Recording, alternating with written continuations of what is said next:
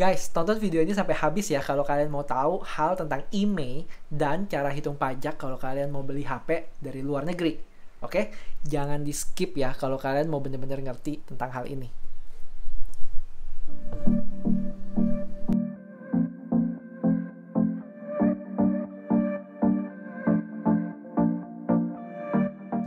Yo guys, balik lagi nih sama gue Effendi, si YouTuber Cupu. Seperti biasa, kalian meminta dan gue menyediakan. Jadi di video-video sebelumnya kalian banyak yang minta nih, Bang, IMEI-nya gimana sih Bang? IMEI-nya atau pajaknya bayarnya berapa? Bakal diblokir nggak IMEI-nya? Ya udah, karena kalian minta, langsung gue beri nih hasil research gue tentang IMEI dan pajak. Oke? Gimana caranya kalian bisa beli dari luar negeri atau kalian mau kirim. Jadi semuanya bakal gue bahas detail di sini. Gue bakal kasih timestampnya di description. Tapi ingat, kalian jangan skip ya, biar kalian lebih ngerti full 100%. Gue bakal bikin tenang, sesimpel mungkin supaya kalian bisa ngerti. Oke? Langsung aja yuk, cus!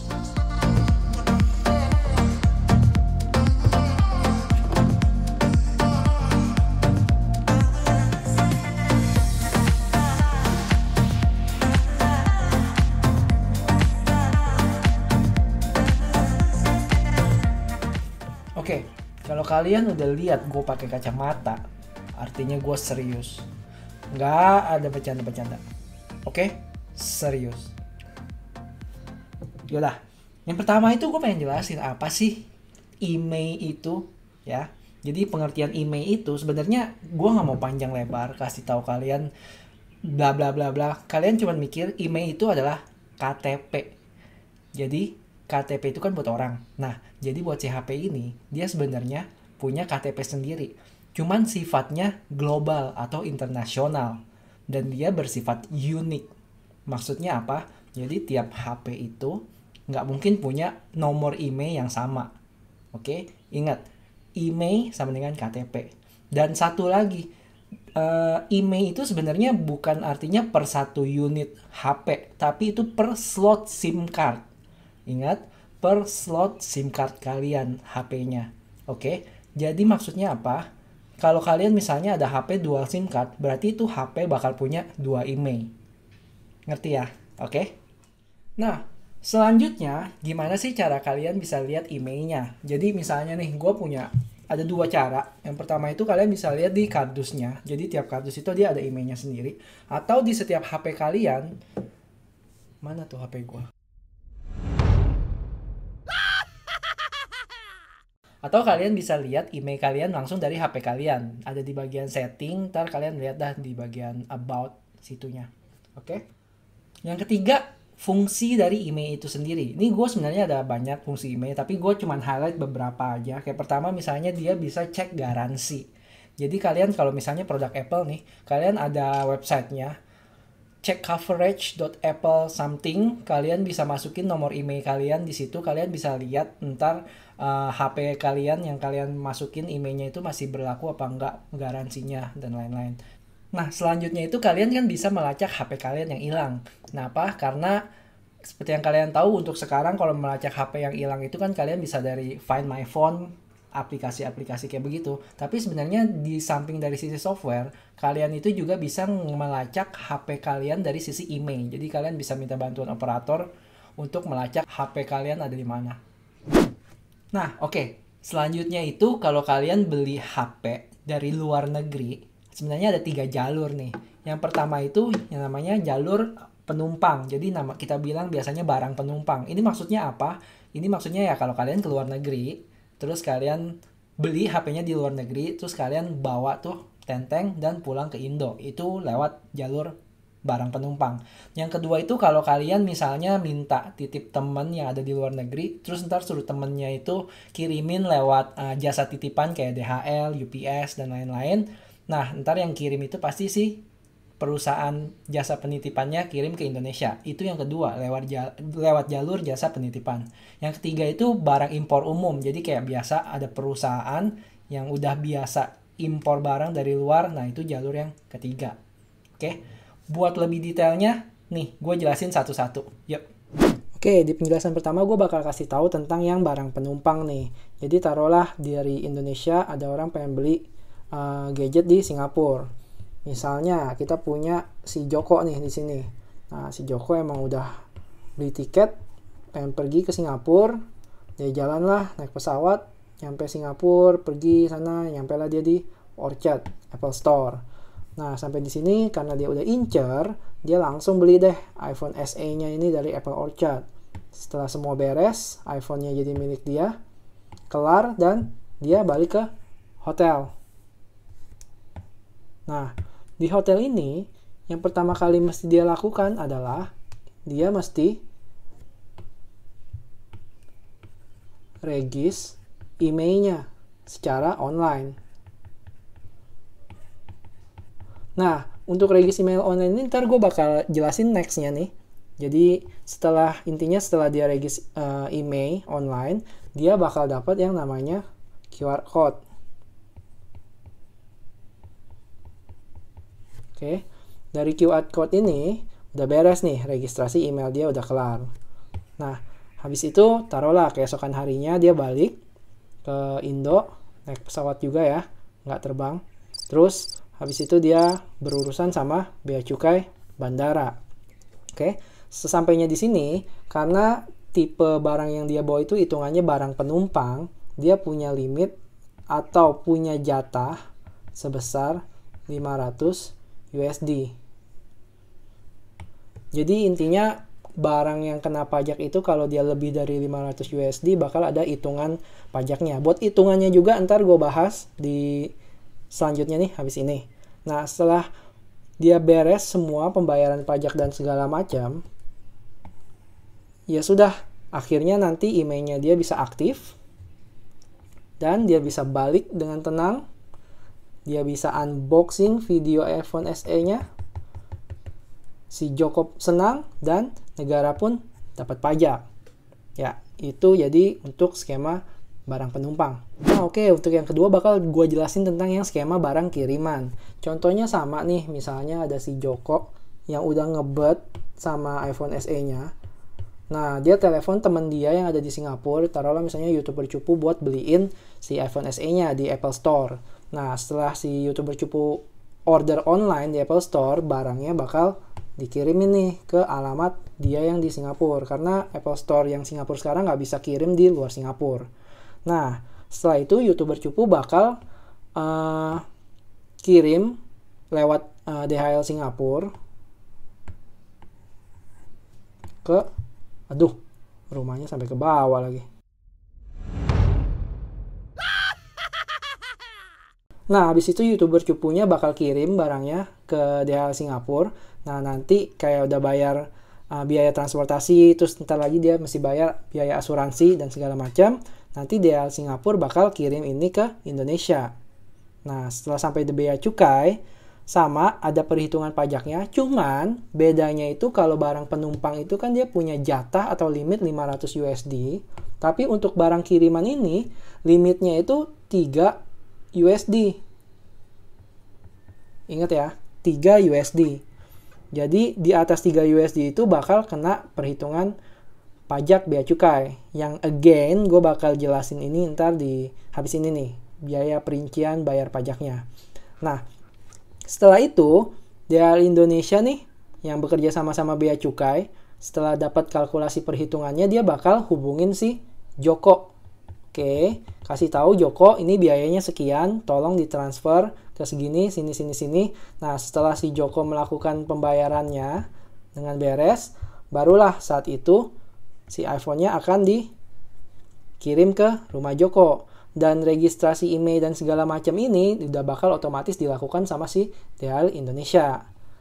Sampai akhirnya si Joko senang, negara dapat pemasukan dari pajak, DHL pun dapat pemasukan. Oke, jadi itu untuk skema barang kiriman. Nah, yang selanjutnya itu gimana caranya kita registrasi email. Email ya. Jadi di sini ada dua cara. Yang pertama itu kalian bisa login ke websitenya beacukai.go.id. Nah, di sini kalian bisa masuk ke menu like registrasi email, di sini kalian bakal masukin data diri kalian, terus spesifikasi handphone kalian, dan satu lagi bisa masukin harganya. Nah, habis kalian submit, ntar kalian bakal dapat QR code kayak yang gue udah bilang sebelumnya. Ntar kalian tunjukin QR code ini pas waktu di Bea Cukai. Itu satu cara dari website. Yang kedua itu kalian bisa download aplikasi Android ya. Terus di mobile Bea Cukai. Step by stepnya sama aja. Kalian isi data diri, spesifikasi HP, harga, dan lain-lain. Ntar habis itu kalian bisa dapat QR code-nya. Oke? Oke, sekarang kita udah nyampe ke cara ngitung di total pajaknya. Nah, kalian mesti tahu saat menghitung total pajak ada dua komponen yang kalian mesti pahami. Yang pertama itu adalah bea masuk, BM, dan kedua itu PPN, yaitu pajak pertambahan nilai. Oh iya, sebenarnya ada satu komponen lagi yang kalian mesti tahu untuk kasus di mana nilai barangnya itu di atas 1.500. Tapi kita nggak ke sana lebih detail, kita cuma fokus di dua ini. Nah, untuk mendapatkan nilai dari bea masuk ini, kalian pertama mesti tahu itu nilai pabeannya. Jadi rumus dari nilai pabean ini adalah nilai barang FOB ditambah nilai transportnya, ongkos kirimnya, ditambah insurance dari pengiriman barang itu. Jadi 3 ini ditambahin dan dikali dengan kurs pajak dari mata uang yang bersangkutan. Oke, setelah kalian dapat nilai pabeannya, nah kita bisa nih hitung berapa sih bea masuknya. Jadi cara hitungnya itu gampang. Tarif bea masuk sekarang yaitu 7,5% dikali dengan nilai pabeannya. Oke, itu cara ngitung biaya bea masuknya. Setelah kita dapat nilai BM-nya, bea masuk, selanjutnya kita bakal hitung pajak pertambahan nilainya. Nah, untuk mendapatkan pajak pertambahan nilai, kita mesti tahu nilai import itu sendiri dengan rumus nilai pabean yang tadi kita hitung di awal ditambah dengan nilai bea masuk. Oke? Simple ya. Nah, setelah kita dapat nilai importnya itu, barulah kita bisa dapat si PPN dengan rumus tarif PPN-nya, yaitu 10% dikali nilai import yang kita dapat sebelumnya. Jadi, ini rumusnya simple. Kalian nggak usah dipusingin. Nanti gue bakal habis ini kita langsung lanjut ke simulasi angkanya langsung deh, biar nggak bingung. Oke, sekarang kita langsung ke simulasi angka yang simple nih. Jadi misalnya untuk menghitung nilai pabean, ini kita simple aja nih. Misalnya nilai barangnya itu $10 ditambah nilai ongkos kirim $3, asuransinya $2. Terus dikali, contoh nih ya, kursnya misalnya 10.000. Contoh aja, biar gampang bulat angkanya. Nah, ini kan kita bakal dapat 150.000 nih. Oke, setelah kita dapat NP-nya, nilai pabean, gampang buat nyari bea masuknya, yaitu 7,5% dari tarifnya tadi.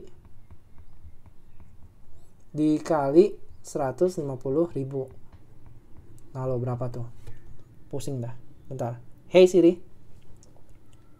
7.5% of 150,000. 7.5% times 150,000 is 11,250. Oke, thank you Siri. Nah, ketemu 11.250. Nah, kita ketemu nih BM-nya. Oke, sekarang NI-nya, nilai import, gampang kan? NP ditambah BM. NP ditambah BM. Berarti artinya di sini nilai impornya. Dan PPN-nya gampang tadi 10% dikali, aduh sorry ya guys, tulisannya terlalu bagus. Nah, tinggal dihitung deh. Hey Siri, 10% of 161,250. 10% times 161,250. Woi, belum kelar Siri. 16125. Nah, berarti jumlah total pajak yang kalian masih bayar adalah 11.250 ditambah 16.125. Yaudah, jadi 27.375. Jadi jumlah pajak yang mesti kalian bayar itu segini untuk barang yang seharga 150.000 dengan komposisi nilai barang, ongkos kirim, dan asuransi. Kursnya contoh katakanlah 10.000. Gimana? Ngerti nggak dengan perhitungannya guys? Coba komen di bawah ya kalau kalian ada bingung, kalau ada masukan lagi yang lain atau gua miss something. Oke? Oke ya? Cus. Oke, di sini gue ada contoh surat pembayaran biaya masuk pajak, dan gue dapat ini dari salah satu sumber gue di Jiwan. Nanti gue jelasin lebih detail di akhir video. Nah, kalau kalian lihat nilai pabeannya itu $883,61. Ya, dan kalau kalian kali dengan kursnya yang 15.597 itu bakal ada sekitar 13.700 something. Nah, untuk tanda biaya masuk ntar kalian bisa kali dengan 7,5%. Hasilnya itu ntar bakal 1.034.000. Itu udah dijadiin pembulatan ya. Dan untuk PPN-nya sama, kalian tinggal jumlahin aja nilai pabeannya dengan biaya masuk dikali 10%. Hasilnya ya yang 1.482.000 itu, yang udah dibulatkan juga. Nah, selanjutnya terkait peraturan email yang diblokir itu tanggal 18 April itu banyak nih yang tanya-tanya, Bang, ini emailnya diblokir apa enggak atau gimana kayak gitu-gitu. Gue cuma bisa bilang di sini, asalkan kalau kalian bayar pajak saat masukin barang HP itu dari luar ke Indonesia, kalian tenang aja, kalian gak usah takut karena kalian udah berada di jalur yang benar dengan bayar pajak. Cuman mungkin beberapa dari kalian nggak bayar pajak masukin HP dan bisa dipakai sekarang. Tapi itu nggak jaminan, mungkin untuk 2-3 bulan ke depannya kalian masih bisa tetap pakai itu HP. Jadi buat amannya kalian tetap harus bayar pajak ya. Nah, semua hasil research tadi itu gue dapet dari dua source nih. Pertama, kalian bisa cek Instagramnya Bea Cukai RI di Instagram. Di sini banyak banget info-infonya. Kalian bisa cek dan semua informasi gue dapat dari situ. Nah, buat source gue yang kedua itu kalian bisa cek di Jiwan. Jadi gue ada banyak tanya-tanya kemarin dan lumayan friendly banget. Pertanyaan gue semua bisa dijawab. Kalian bisa cek IG-nya di Jiwan ini nih. Nah, di sini di Jiwan itu udah sering banget melakukan impor barang dari luar ke Indonesia secara resmi. Jadi keakuratannya bisa dipercaya banget. Oke, jadi tugas gue udah kelar nih di sini, mulai dari research, ngumpulin data, bikin ilustrasi sampai video ini nih yang gue bikinin buat kalian. Nah, sekarang giliran kalian buat share video ini ke teman-teman kalian yang emang lagi pengen tahu gimana cara tentang email dan cara masukin barang sampai ke pajaknya. Kalian share ya. Bisa. Serius. Yakin ya. Kalau nggak ntar gue sedih loh. Oke, yaudah gitu aja. Like, subscribe, share videonya. Sampai ketemu di video selanjutnya. Bye-bye. Guys, tonton video ini sampai habis ya kalau kalian mau tahu seputar hal email dan cara hitung pajak kalau kalian mau beli HP dari luar. Jangan di skip ya. Nih.